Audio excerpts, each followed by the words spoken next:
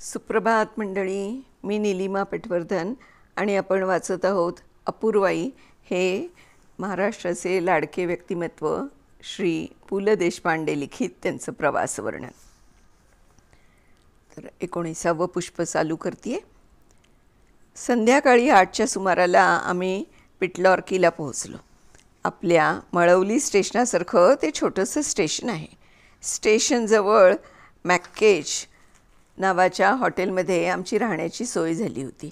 आम्ही त्या खाजगी हॉटेलात शिरलो आणि एका मध्यम वयाच्या बाईनं देशपांडे असा आमच्या उपनावाचा उच्चार करीत आमचं स्वागत केलं.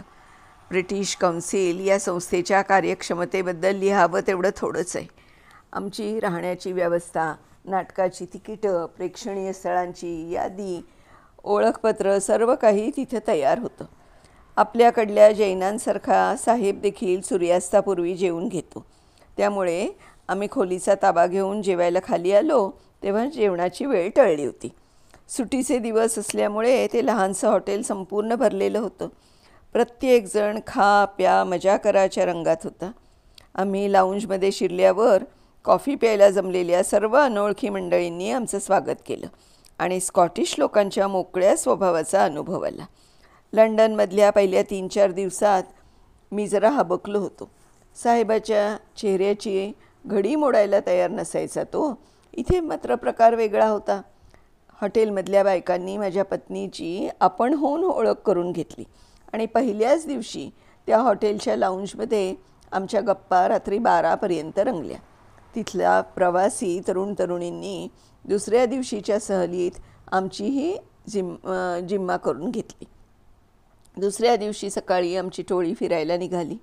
पिटलॉर्कीसारख्या खंडाळ्यासारखं जे गाव आहे तिथे फार फार तर 5-6 हजार वस्तीचं गाव असेल, पण स्कॉटलंडमधल्या प्रेक्षणीय स्थळांपैकी हे एक स्थळ असतं मानलं जातं. त्यामुळे गावातील निम्मी घरं म्हणजे छोटी छोटी हॉटेल्स आहेत. आमचं हॉटेल देखील एका छोट्याशा कुटुंबाच्या मालकीचं होतं.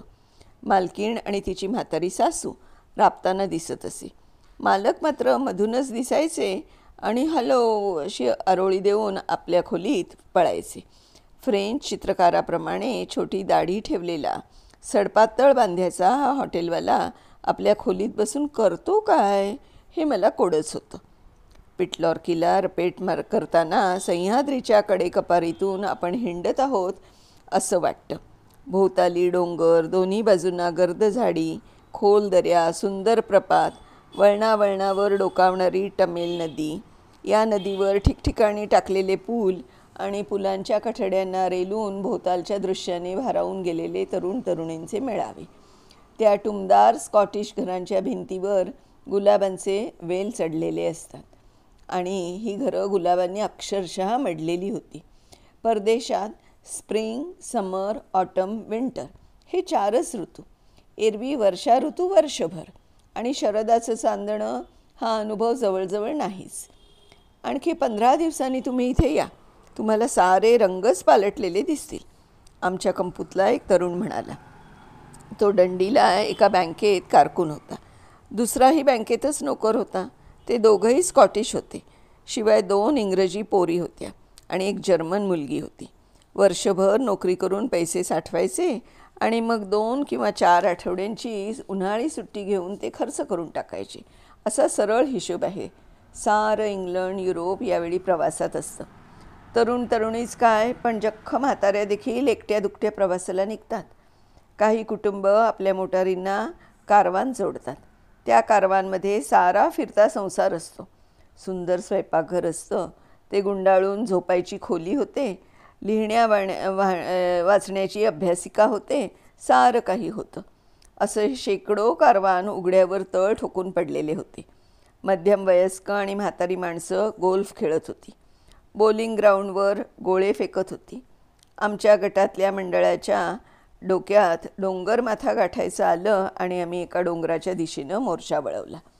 मी हिंदुस्थानातला असल्यामुळे हिमालय 3-4 वेळा चढून आलो आहे अशी बहुतेकांची समजूत असावी. त्यातून आमचा महाराष्ट्र असाच डोंगराळ आहे असा कबुली जबाब मीच दिला होता. त्यामुळे डोंगरमाथा गाठणं ही परीक्षेची वेळ होती. त्यातून सोबत नूतन परिचित तरुणी माय भवानीचं नाव घेऊन डोंगर चढायला सुरुवात केली. शाळेत स्काऊटमध्ये असताना सिंहगड एकदा चढलो होतो. त्यानंतर सुमारे 25 वर्षांनी डोंगराचा आणि आमचा योग आला होता. एकूण स्वभाव बैठ्या मैफलीतला असल्यामुळे प्रकरण बिकट गेलं. त्यातून त्या पोरींना गाण्याची लहर आली. माझ्या छातीच्या भात्यांनी लोहाराची भट्टी तापली असती. तशा अवस्थेत मी त्या गिर्यारोहणात आठवतील ते हिंदी मराठी शब्द दडपून कदम कदम बढाए जा ठोकून दिलं आणि त्या पोरींनी माझा आवाज भलताच स्वीट आहे म्हणून मला त्या डोंगराच्या जोडीनं हरभऱ्याच्याही झाडावर चढवलं. डोंगर हा एक लुच्चा प्रकार आहे. शिखर आल्यासारखं वाटतं आणि चढण मात्र संपत नाही. मात्र शेवटी एकदाचे आम्ही त्या माथ्यावर जाऊन पोचलो आणि भोवती पसरलेलं स्कॉटलंड अगदी डोळे भरून पाहिलं तेव्हा त्या श्रमाचं चीज झाल्यासारखं वाटलं. वास्तविक मी पिटलॉर्कीला निसर्ग सौंदर्य पाहण्याच्या अपेक्षेनं आलो नव्हतोच. एवढंच काय, पण पिटलॉर्की हे इतकं रमणीय स्थळ आहे याची देखील मला कल्पना नव्हती. मी आलो होतो तिथला नाट्योत्सव पाहायला. मला त्या एवढ्याशा गावात हा उत्सव 1951 साली सुरू झाला हे माहीत होतं. जॉन स्टुअर्ट नावाच्या आपल्या मुंबई मराठी साहित्य संघाच्या डॉक्टर भालेरावांसारख्या नाट्यप्रेमी गृहस्थाने या डोंगराळ मुलखात एका मोठ्या तंबूत नाटकं करायला सुरुवात केली आणि या नाट्योत्सवात अपार श्रम करता करता त्याचं निधन झालं. सध्याचे सूत्रचालक मिस्टर केनेथ आयर्लंड यांना मी भेटलो. त्यांच्याशी गप्पा मारताना मला भालेरावांच्या परिश्रमांची आठवण झाली. जॉन स्टुअर्टची आणि भालेरावांची किंवा नागपूरच्या नानाजोगांची धडपड अगदी सारखी. तशाच आर्थिक अडचणी, तेच नटनटींना गोळा करण्याचे परिश्रम आणि उत्तमोत्तम नाटके पाहण्यासाठी लोकांना नाट्यगृहाकडे खेचून आणण्याची ह्या लोकांची तीच मनीषा. आणि या कार्यात गुंतलेले असताना या तिघांचाही तसाच अचानक अंत. हा योगायोग पाहून मला विलक्षण आश्चर्य वाटलं. पक्क थिएटर बांधण्यातल्या त्यांच्या अडचणी आणि आपल्या अडचणी यात काहीच फरक नव्हता. सुरुवातीला हा एक मोठा तंबू होता.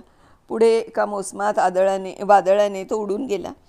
त्यांनी सर्वस्व पणाला लावून एक ॲस्बेस्टसचे सुमारे 700-800 लोक बसू शकतील असं टुमदार थिएटर बांधलं आणि आतून मात्र जुन्या तंबूच्याच कापडानं ते सजवलं. दरवर्षी उन्हाळ्याच्या सुट्टीत ठिकठिकाणची प्रवास मंडळी इथे जमतात आणि लंडनहून नटसंच येऊन ह्या चिमुकल्या थिएटरात नाटकं करतात. एप्रिल ते ऑक्टोबर हा नाट्य, संगीत आणि चित्रकला महोत्सव या एवढ्याशा खेड्यात चालत असतो. या नाट्यगृहाला स्कॉटलंड्स थिएटर इन द हिल्स असं म्हणतात. मंडळी, ह्याच्या पुढचा जो भाग आहे तो आपण उद्या वाचूया. तोपर्यंत नमस्कार.